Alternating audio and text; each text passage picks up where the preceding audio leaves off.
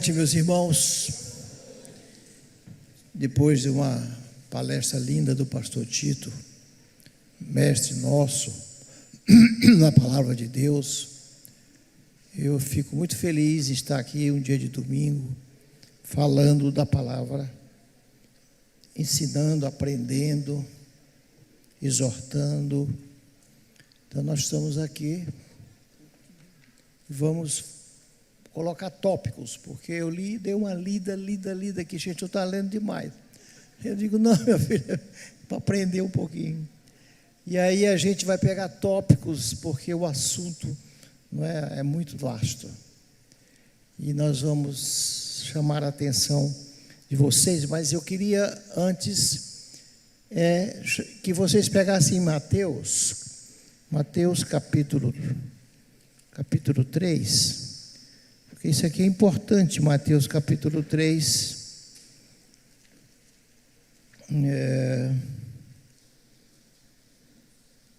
Irmãos, Deus não faz nada sem que primeiro o Espírito Santo dele venha.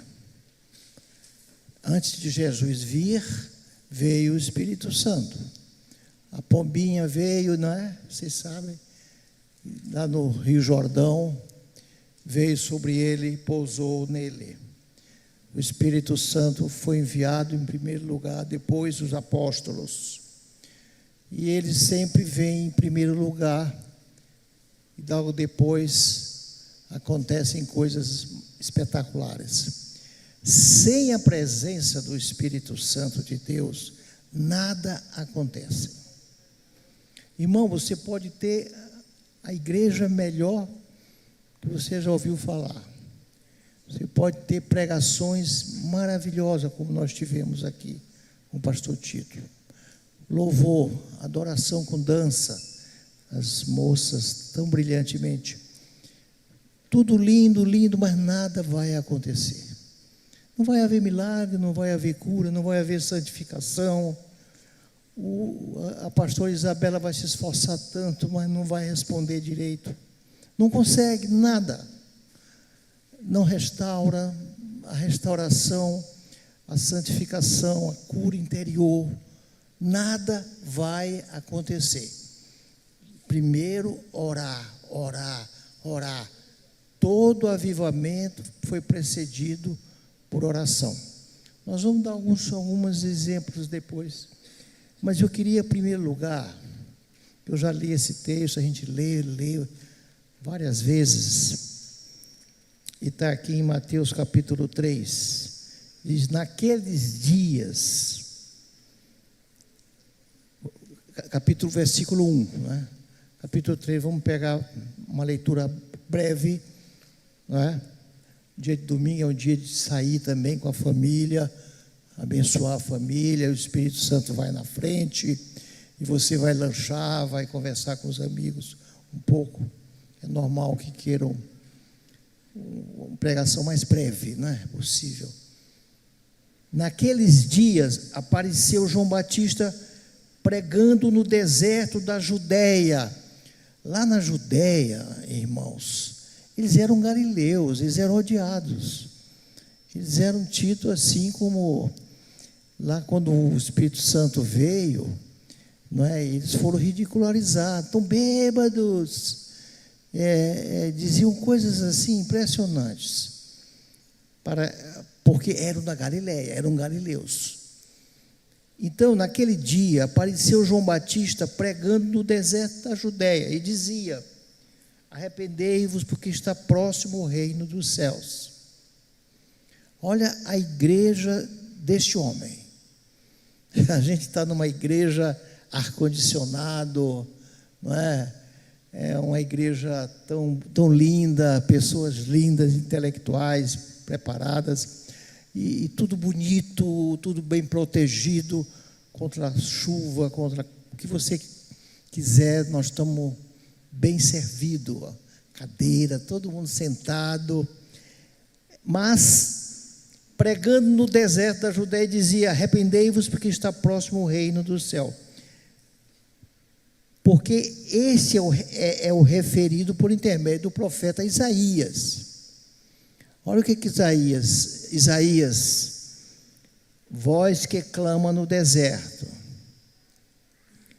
preparai o caminho do Senhor, endireitai as suas veredas, preparai o caminho do Senhor. O Espírito Santo já veio, já está agindo. Tá? Preparai o caminho do Senhor, endireita as suas veredas, endireita a estrada. Naquela época, o rei, para sair para uma viagem, iam arquitetos na frente preparando a estrada, para que ele passasse numa estrada bem pavimentada, ou quase isso, né? Usava João vestes de pelo, camelos, cinto de couro, comia gafanhotos e mel silvestre. Então saíam até com ele Jerusalém, toda a Judéia. Imaginem, gente, para você, dia de domingo, vir na igreja é uma dificuldade, né? Às vezes, para ir para a célula, é uma dificuldade. Imaginem, o cara sair daqui e lá, sei lá, a distância eu não sei bem. O Chico sabe qual é a distância daqui para mais ou menos semelhança aí com a distância que eles andaram.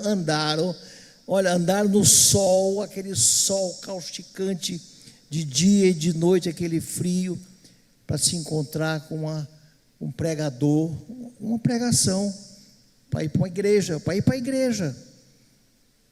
igreja. Eles passavam por situações difíceis, não era fácil chegar à igreja, não é?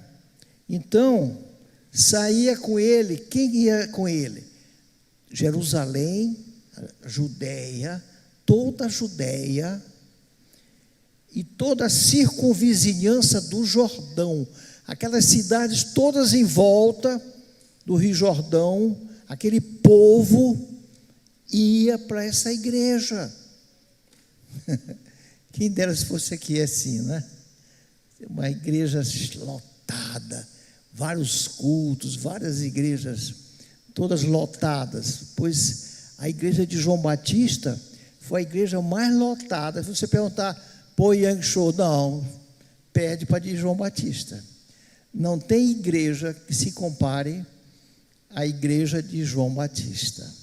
Por isso que Jesus foi muito claro, quando ele diz, nascido de homem e de mulher, ninguém é igual a esse outro aí, ninguém. Não existe homem igual a João Batista. É impressionante como esse homem atraía, lógico, com a palavra de Deus, obra do Espírito Santo de Deus. Onde é que estava João Batista? Estava lá no deserto, estava lá comendo mel silvestre, comendo gafanhotos. Eu não sei bem essa comida nessa época, como era o gafanhoto nessa época, não acredito que seja, lógico, não era. Era outro tipo de animalzinho que ele comia naquela época.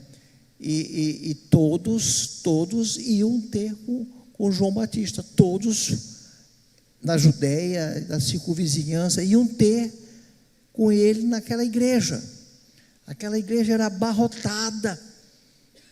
Agora, veja só, é impressionante. Eu, quando leio, eu torno a ler de novo, eu digo, meu Deus do céu. Eram batizados, confessavam pecados, não era uma igreja fácil.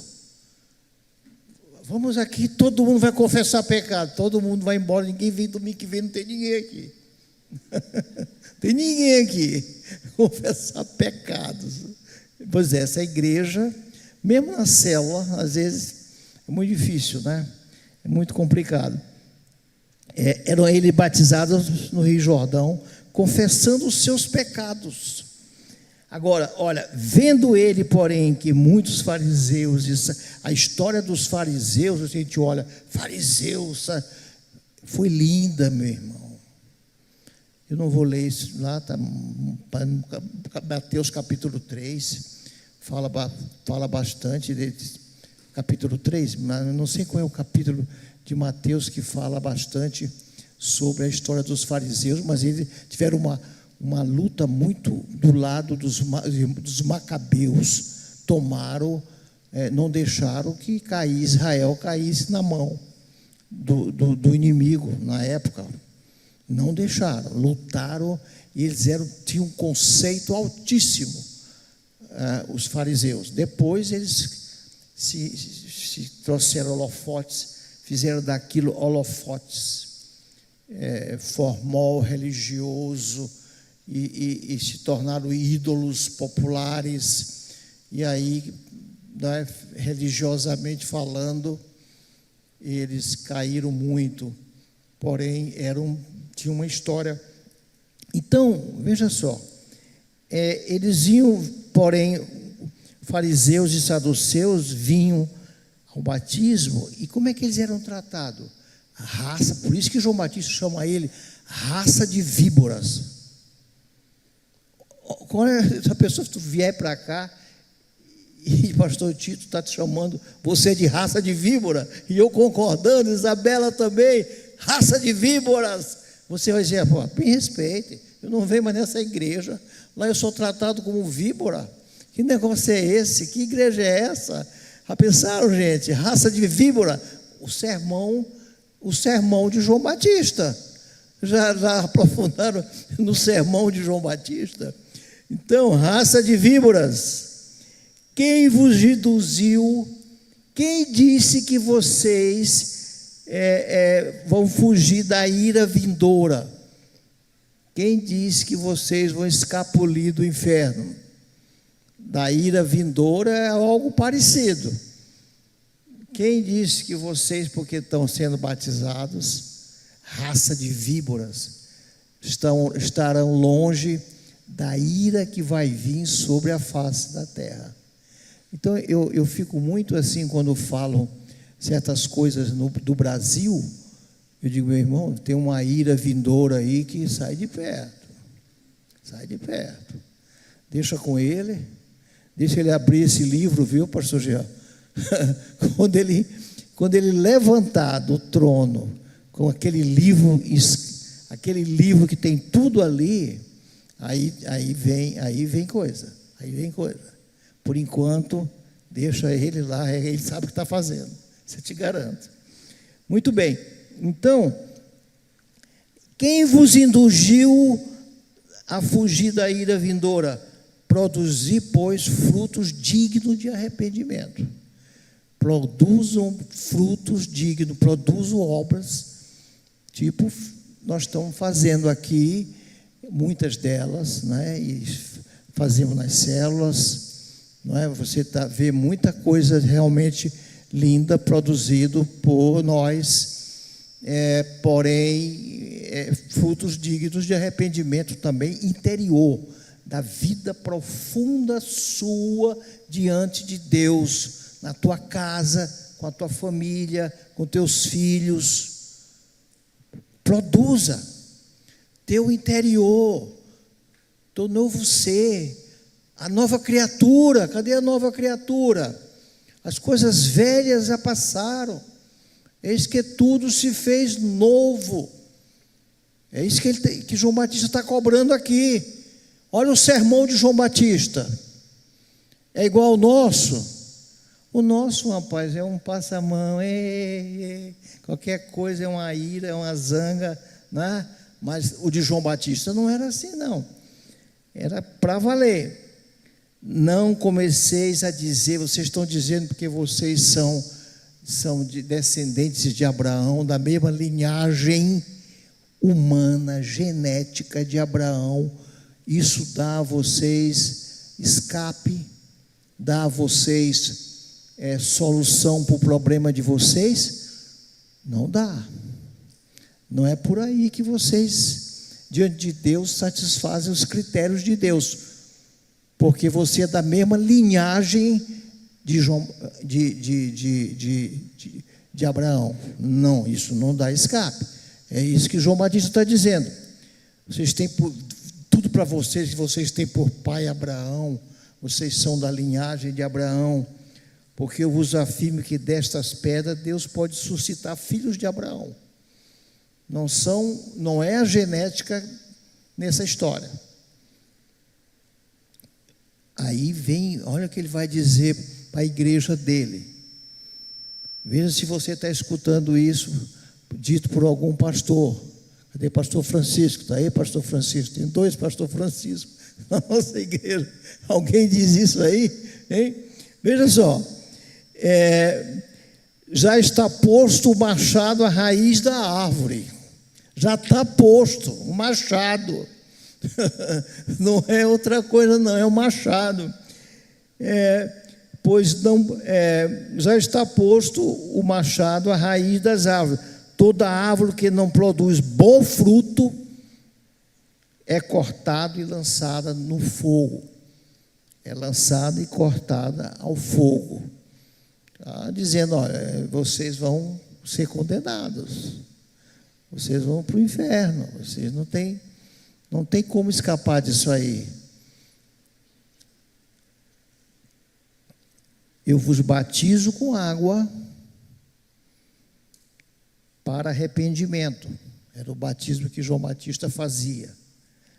Mas aquele que vem depois de mim é mais poderoso do que eu, cujas sandálias não sou digno de levar. Ele vos batizará com o Espírito Santo e com fogo. Ele vai te batizar por céu, com o Espírito Santo e com fogo para condenação. A sua pá ele tem na mão, limpará completamente a sua eira, recolherá o seu trigo no celeiro, mas queimará a palha em fogo inextinguível. Jogam para cima, aí cai a palha, o vento leva na casca da palha, principalmente, o trigo cai e eles recolhem o trigo e queimam aquela palha. E fogo inextinguível. Então, em primeiro lugar, é bom que nós chamemos a atenção que a igreja de João Batista era uma igreja pela distância, era uma igreja que não tinha conforto nos bancos, não tinha cadeira, tinha uma distância imensa para percorrer, a pregação era duríssima, não é?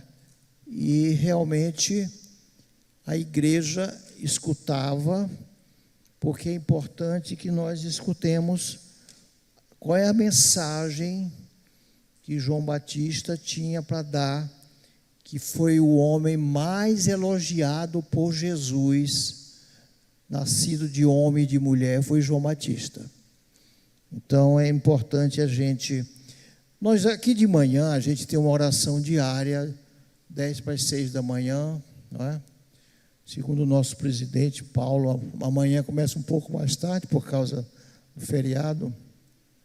Mas a gente está aqui orando por vocês, de 6 às 7 da manhã.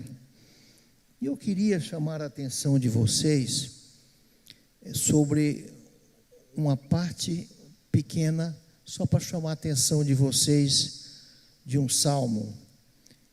Salmo 5, a partir do verso 1. Que diz assim: dá ouvidos, Senhor, me escuta. Senhor, eu clamo. Senhor, eu preciso ser escutado. Tu não estás com o ouvido tapado. Tu não és surdo. A oração tem que ser dita assim, gente. Essa é a oração que Deus quer escutar da gente. Essa é a oração que Deus quer escutar, nosso, de manhã cedo. Aqui vai dizer: dá ouvido, Senhor. Dá ouvido, Senhor, às minhas palavras. Senhor é o senhorio de Cristo. Dê ouvido. Ouça o que eu tenho a dizer, ouça o que eu tenho a lamentar. Ouça meus problemas. Por favor, é a oração que temos que fazer para Deus. acorde o meu gemido. Irmão, tem dois tipos de oração. Eu quero chamar a atenção de vocês. Uma oração, sendo bem específico, é aquela oração que você sai do fundo do coração da pessoa. É um mexer com os lábios. É a oração de Ana, que nasce Samuel. Foi a oração que Elias, o profeta Eli, escutou e enviou para Deus. Essa oração, um balbuciar. Esse é um tipo de oração. A oração que satisfaz a Deus, sai do fundo do teu interior. Outro tipo de oração, vamos pegar como exemplo. Eu gosto muito de pegar os exemplos da Bíblia. A oração que Jacó fez quando ele segura o anjo que é Deus e diz: eu só te largo quando tu me abençoares. Não vou deixar de clamar, não vou deixar de pedir, não vou deixar de orar. Eu vou insistir. Eu estou aqui para implorar. E Deus lhe concedeu o seu pedido. Olha só, dois tipos de orações realmente muito claras na Bíblia, não é? Que a gente tem aí, fora orações parecidas, como a de Daniel, a oração de Neemias, a oração do rei Uzias, do rei Josafá, que são orações que foram respondidas, onde houve até jejum em algumas delas, pedidos fortes mesmo, como foram esses homens, não é? De oração. O Davi foi um homem criado numa escola de sofrimento, gente. Davi foi ungido rei, passou 10 anos fugindo de Saul, dos soldados de Saul. 10 anos se escondendo, sofrendo. Deus não queria um outro Saul naquele homem. Aquele homem tinha que ser preparado. Então ele se tornou um homem de oração. Acordava cedo para orar. Então ele era um homem verdadeiramente de oração. E ele aprendeu sofrendo. Muita gente tem sofrimentos, não é? Tem que trazer para si que esse sofrimento trará consequências para você benéficas. Todo mundo conhece o movimento dos puritanos, por exemplo. Os puritanos, Maria Tudor, o rei na época do rei Eduardo VI, ela aprontou, viu? Ela aprontou Maria Sanguinária. E ela fez o que fez com os pastores, os ministros da palavra de Deus. E eles fugiram para o continente. E depois ela morre cedo. 5 anos depois ela morre. A irmã dela, Elizabeth, ou Isabel, traz de volta e eles fazem um pedido. Nós queremos uma teologia pura, um povo puro, uma igreja pura, queremos tudo isso nas igrejas. E ela concedeu. E daí veio o movimento dos puritanos. Então, o sofrimento trouxe grande resultado para eles, o sofrimento, não é? Então, o sofrimento trouxe um acréscimo espiritual muito grande, como aconteceu em 1989, na Romênia. Salsiché, com a sua esposa, sanguinários, mataram muita gente, fila para comprar 1 litro de leite era uma dificuldade. Prepararam para os turistas menininhas de 9 a 13 anos, para eles aproveitarem, não é?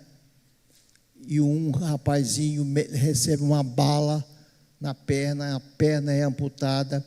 Ele havia comprado velas e mais vela para aquele povo, que um grupo grande ficava em volta da sua casa. Ele distribuiu velas acesas e perguntaram para ele: você agora perdeu uma perna? Ele disse: aí eu perdi uma perna, mas acendi outra vela. Acendi uma vela. Perdi uma perna, mas acendi uma vela. Isso ficou clássico. Quando o livro de oração traz, e aquela mulher, uma mulher de meia idade, que saiu pelas ruas gritando nessa mesma ocasião: Deus existe, Deus nos libertou, Deus existe. E aí cai, nessa noite cai o salsichê, uma pronúncia assim, com a esposa dele, caíram, não é? E entregaram o governo da Romênia. Então tem muitos exemplos bíblicos, muitos exemplos da história da igreja, belíssimo para a gente ler, que nos ensina, nos amadurece sobre oração, sobre a vida de homens de oração da Bíblia, da própria Bíblia Sagrada, e da história da igreja, como no século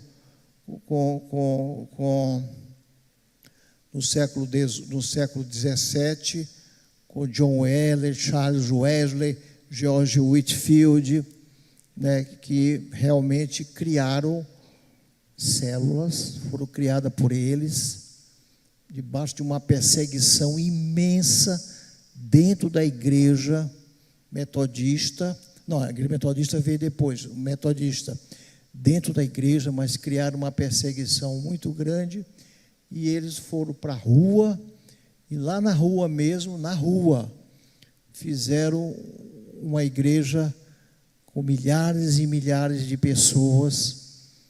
É uma história belíssima, a história desses rapazes de Oxford, que realmente oravam bastante, até que veio o Espírito Santo, trouxe um grande avivamento para aquele ano, lá no Reino Unido, no país de Gales, na Escócia.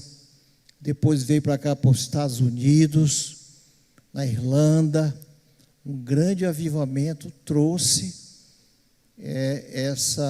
esses homens trouxeram de lá. Então, gente, essas batalhas, esse sofrimento, essa vida amarga, essas lágrimas trouxeram resultados logo depois para o povo que estava realmente passando por perseguições tremendas. Então, o salmista continua: escuta, Rei meu e Deus meu. Ele está falando com quem é o Rei nosso? É Jesus. O Deus nosso é Jesus. Parece que ele está falando aqui já de Jesus, porque isso é um símbolo de Jesus Cristo. Deus meu e Rei meu. A minha voz que clama, pois a ti é que imploro. De manhã, olha, vê que no versículo de número 3, já fala que a oração é pela manhã. E o Lutero sempre dizia, ó, de manhã é quando eu oro, onde tudo para mim se torna mais fácil. O Lutero já dizia: de manhã, Senhor, ouves a minha voz. Pela manhã, nas primeiras horas da manhã, quando ele acorda, ele vem para a igreja e ora. Ele busca a Deus, levando os problemas dele, da família dele. A quem tu está levando esses problemas? A quem tu está entregando esses problemas? Entrega a Deus. E aqui fala uma coisa: ouves a minha voz de manhã, te apresento a minha oração, e fico esperando. Importante nesse versículo 3 desse salmo, como Abacuque. Abacuque ia lá para a torre, não é?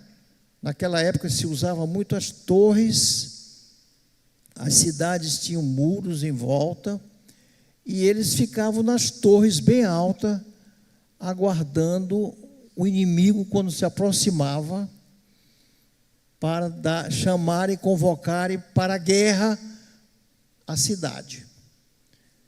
Então, Abacuque é um exemplo que a Bíblia chama a atenção. Ele na torre lá esperando resposta das orações. Nunca se ora sem que você espere por resposta à oração. Você vai orar, você vai orar, mas não vem, você vai orar, e a resposta vem. A resposta vai aparecer. Nunca deixe de esperar pela resposta às orações. Nunca. Nunca deixe de acontecer isso na sua vida. Procure sempre o que vai vir para ti. Vai vir resposta ao teu pedido, teu problema, a solução para a tua vida, tua saúde do teu lar, da tua família, da tua casa, da tua ovelha, do teu líder. Que vem problema, e tu vai orar, tu vai clamar, tu vai apresentar diante de Deus, tu vai buscar a solução diante de Deus, e Deus vai falar contigo. Sempre. Orar sem cessar. A Bíblia fala, orar sem cessar. 1 Tessalonicenses, né? Então, de manhã cedo é um horário realmente onde você tem que buscar a Deus em oração, não é? Orar, Senhor, porque o Senhor é o teu pastor e nada te faltará. Vai vir, não estou dizendo que vai vir no teu tempo, vai vir resposta de Deus. Então, pela manhã, bem cedo, começava a orar, como Lutero começava o dia orando, tornando as coisas mais fáceis de solução. Apresentava todos os seus pedidos de oração de uma maneira militar. Lutero dizia, olha, é de uma maneira militar, milimetricamente falando, colocando certinho, como um militar coloca teus pedidos de oração. Como Abacuque esperava a resposta de oração. Muito bem. Em Isaías capítulo 44, é bom que vocês tomem essa passagem, essa pequena passagem, verso 3, Isaías 44, verso 3, tem uma coisa aqui muito interessante para nós aprendermos. Isaías: porque derramarei água sobre o sedento, e rios sobre a terra seca. Derramarei o meu espírito sobre a tua posteridade, e a minha bênção sobre os teus descendentes. E brotarão como a erva, como os salgueiros junto aos ribeiros das águas. Este dirá: eu sou do Senhor, e aquele se chamará o nome de Jacó, e aquele outro escreverá. Então, meus irmãos, você sabe, todo mundo sabe aqui o que é sedento. Aqui é ele prometendo. Aqui Deus te prometeu: eu vou derramar água sobre o sedento. Eu vou derramar. É Deus que vai fazer essa obra. É Deus. Ele vai derramar sobre a terra seca. Aquela terra que está rachando todinha. O gado está morrendo. E rios sobre a terra seca. derramarei do meu espírito. Então, 4 verdades são ditas aqui. Primeiro, a promessa é de Deus, derramarei. Ninguém está prometendo a não ser Deus. Deus é fiel para cumprir. Você às vezes tem que prestar atenção para isso. Às vezes as coisas têm que ser bem analisadas. A promessa de Deus, segunda coisa que diz nesse texto, Deus está prometendo sobre os sedentos. Sobre quem? Os necessitados. Necessidade sua, do teu ministério, na igreja, na tua casa, da tua família, tua necessidade dos teus filhos, da tua filha. Segundo lugar. Terceiro lugar, tem que ser buscado pela igreja. A Bíblia fala, derramarei água sobre o sedento, rio sobre a terra seca. Derramarei o meu espírito sobre a tua posteridade e bênção sobre a tua descendência. Então tem que ser buscado pela igreja, buscado por você. E em quarto lugar, resultados extraordinários. Não é?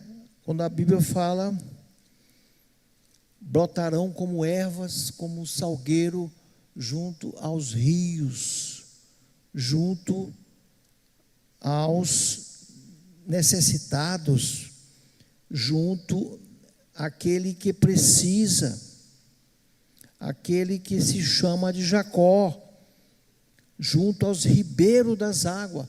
Ribeiro das águas é lá perto da água mais rica que tem, mais pura. A árvore está plantada, é folhagem mesmo. É a folha que vai brotar. Então, se Deus prometeu, a promessa de Deus é bem segura. Apesar da igreja ter sido muito perseguida, mas Deus é fiel para cumprir a sua promessa. E Ele prometeu, derramarei, e as torrentes, que a Bíblia fala aqui, que esse versículo fala, torrente quer dizer coisa grande. Deus não dá o seu espírito sob medida. Vou te dar um pouquinho hoje, um pouquinho amanhã. Não, Ele derrama mesmo. Deus não dá o seu fruto, não é? Ele dá, lá em Efésios 3:19 e 3:20, mais do que pedimos. Deus derrama a sua resposta além daquilo que tu precisa, além daquilo que tu está pedindo. Ele vai te dar muito mais. Leia isso lá em Efésios 3:19, Efésios 3:20. Nós é que limitamos a obra de Deus, mas Deus quer derramar. A palavra que Ele usa, eu vou derramar. São 2 palavras aí que vocês têm que se riscar na Bíblia de vocês. Primeiro, derramar é coisa forte. Segundo, torrentes, profusas, grande quantidade.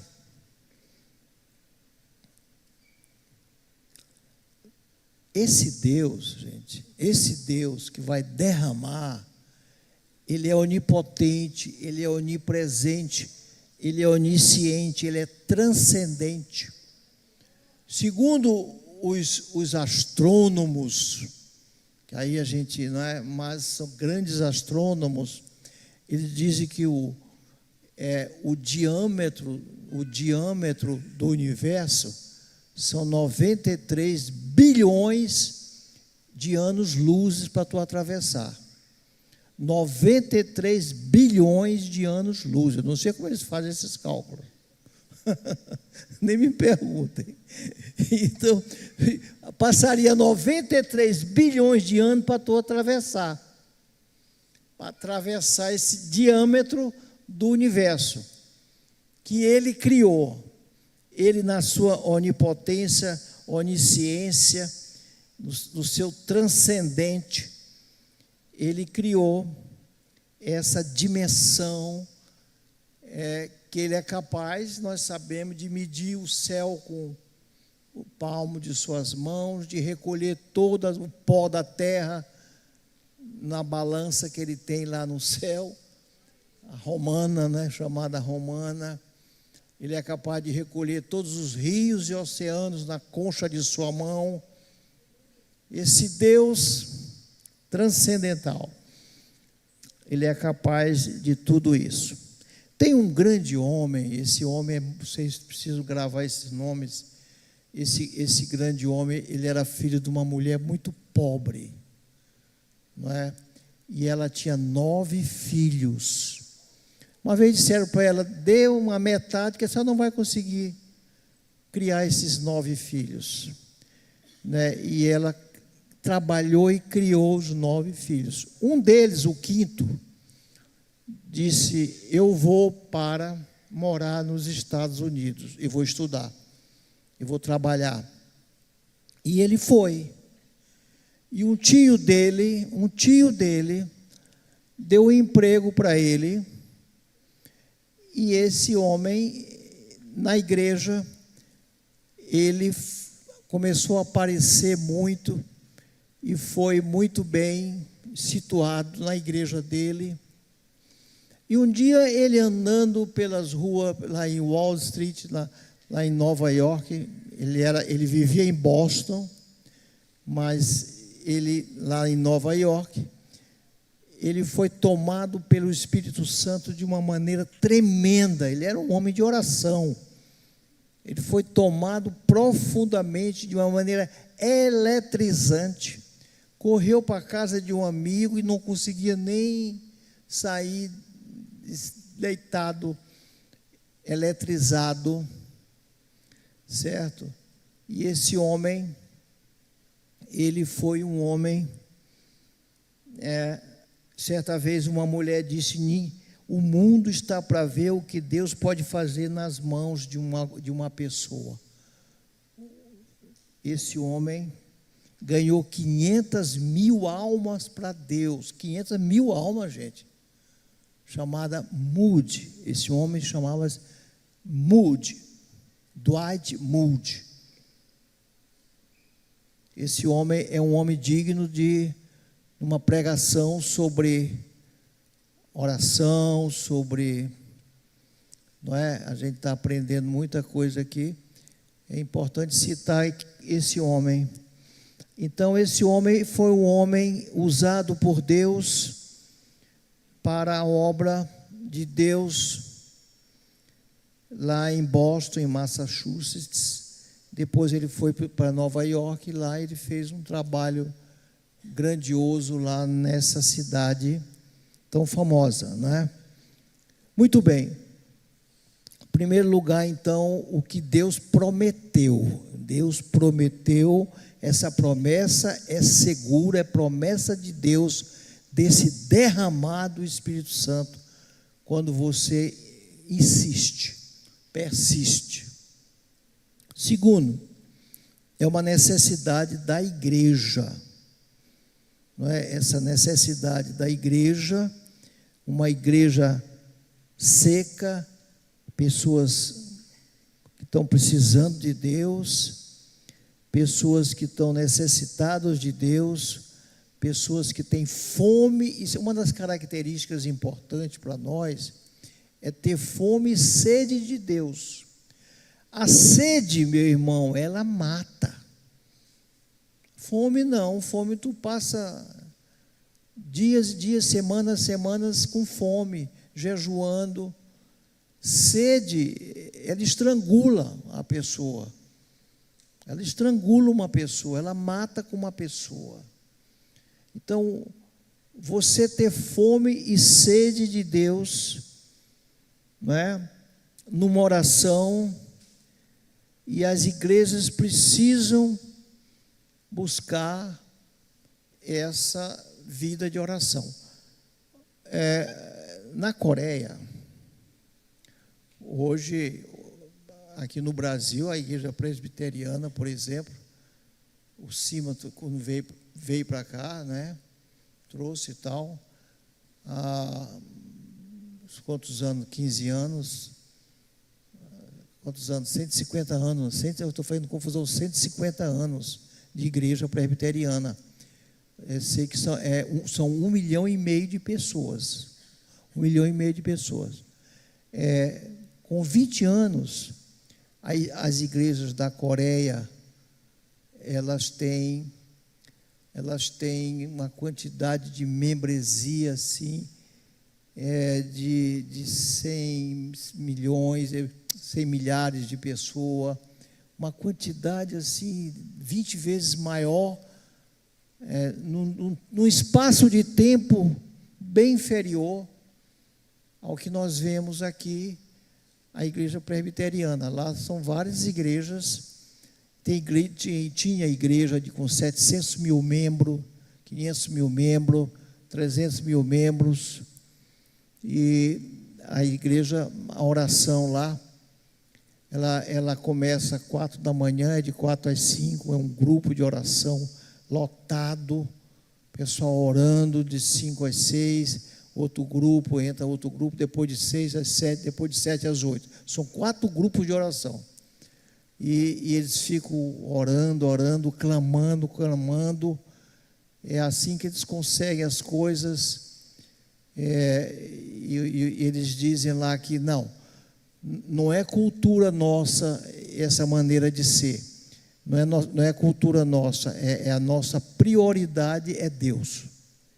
Eles dizem, porque nós dizemos sempre, essa é a cultura do oriental. O oriental tem essa cultura, nós não temos.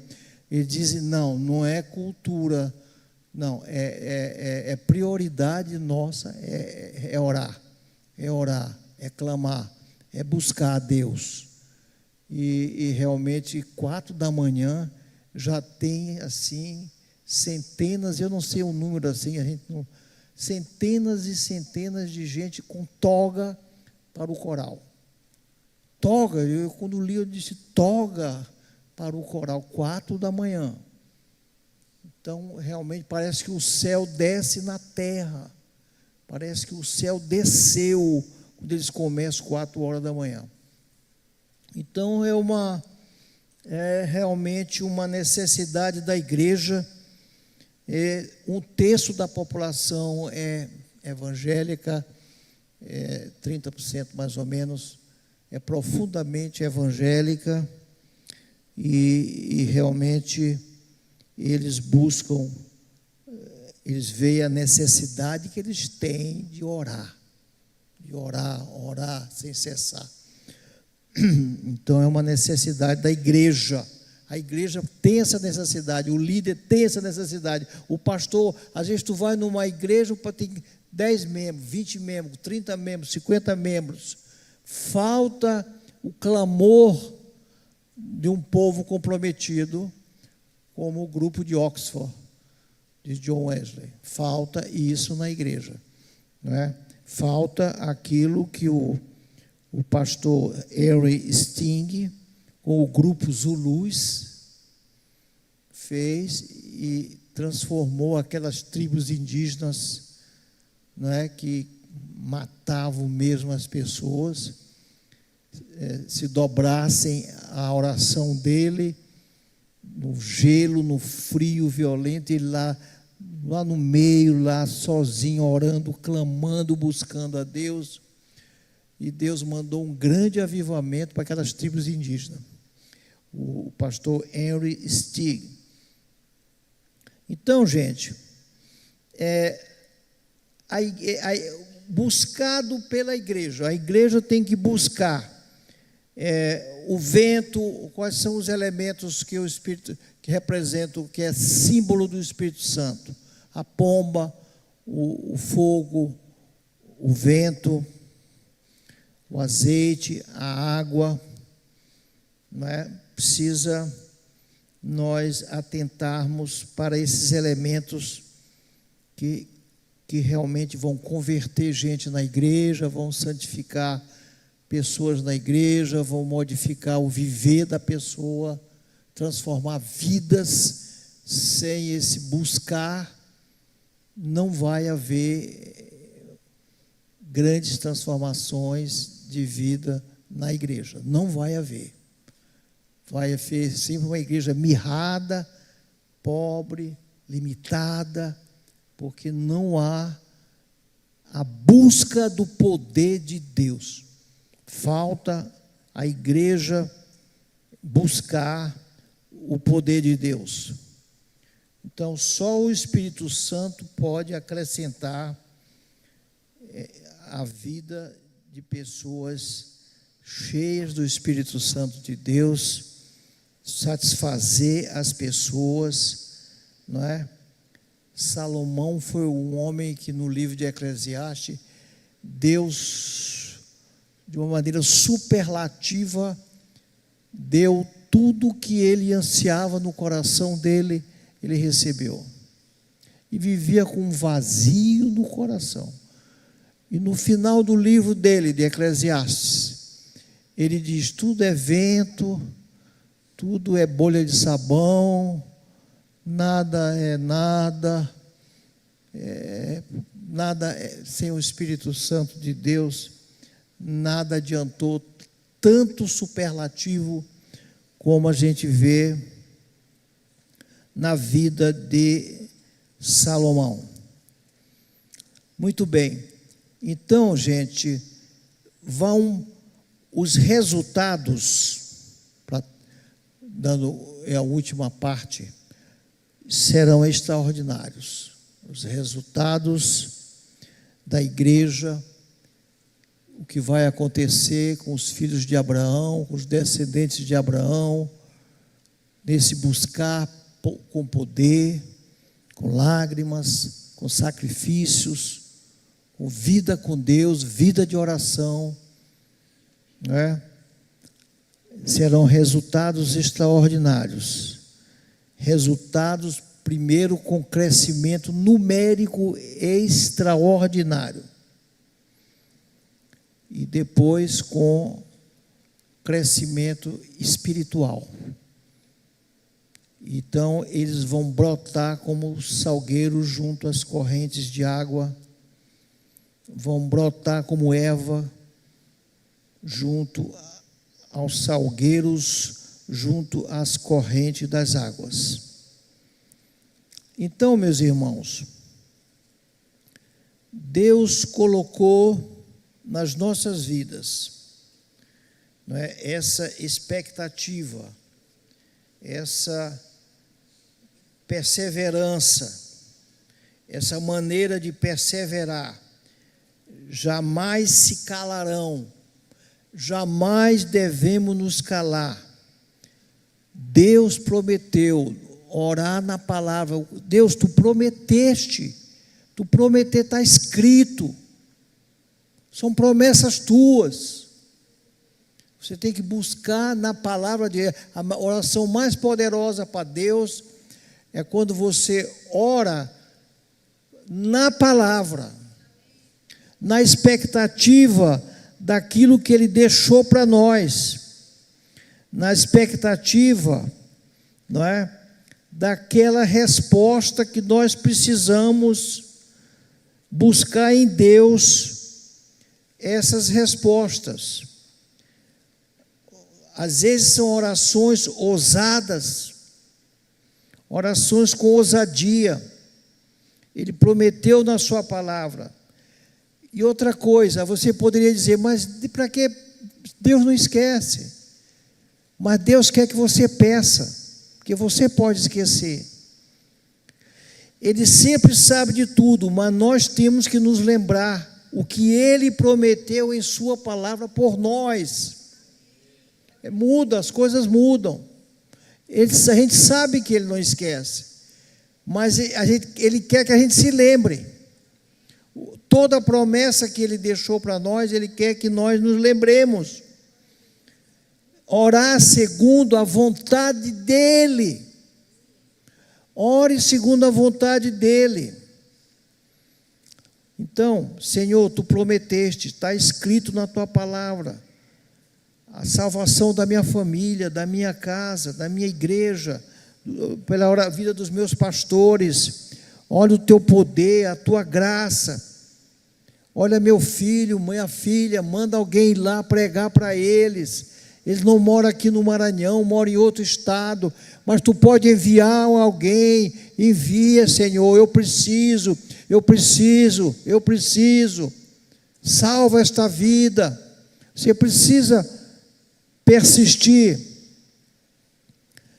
para a nossa casa, para a nossa família. Outra característica importante para a oração: não descanseis. Por mais que você se canse, Deus não se cansa. Não afrouxe, não deixa a peteca cair, não. Insista. Nós precisamos dessa disposição. Olha, se nos lembremos de Jesus Cristo, nos lembremos de Pedro lá fora, numa fogueira, nos lembremos de Jesus suando sangue, chorando, clamando, suando sangue. Então, meus irmãos, tem um exemplo na Bíblia muito interessante. Ambrósio, um dos pais da igreja, Mônica orou 30 anos por ele.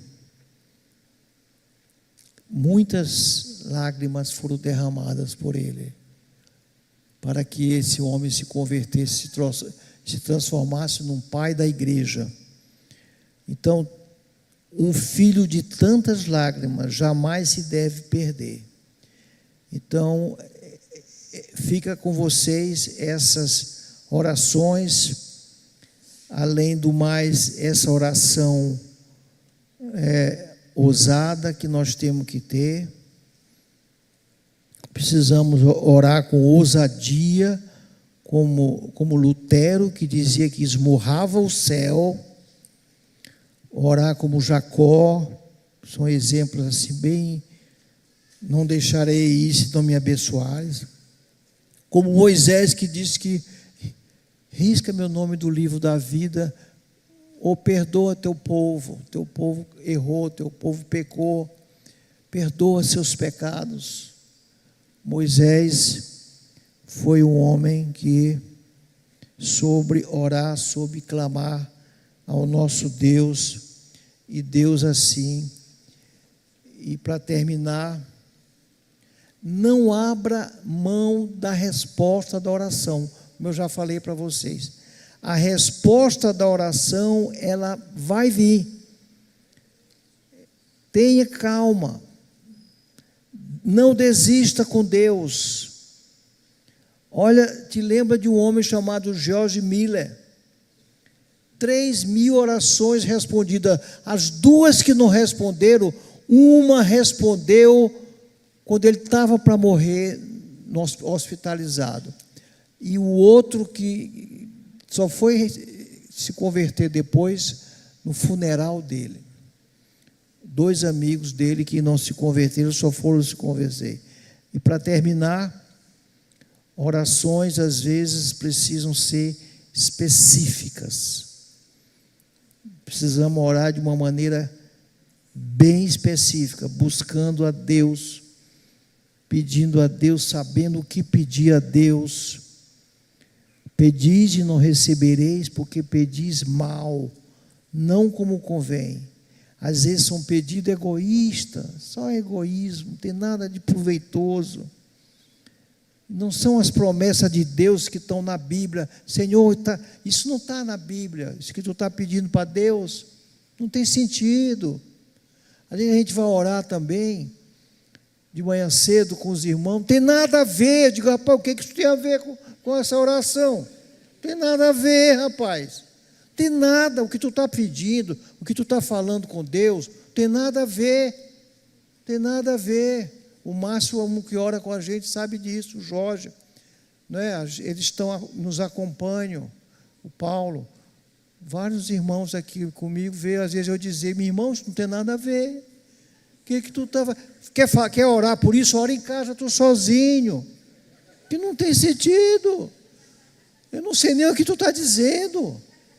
Essa pessoa que tu está falando é uma coisa particular tua. Faça oração específica. Olha os pastores, olha os ministros, olha o congresso que nós vamos começar agora, na época do carnaval.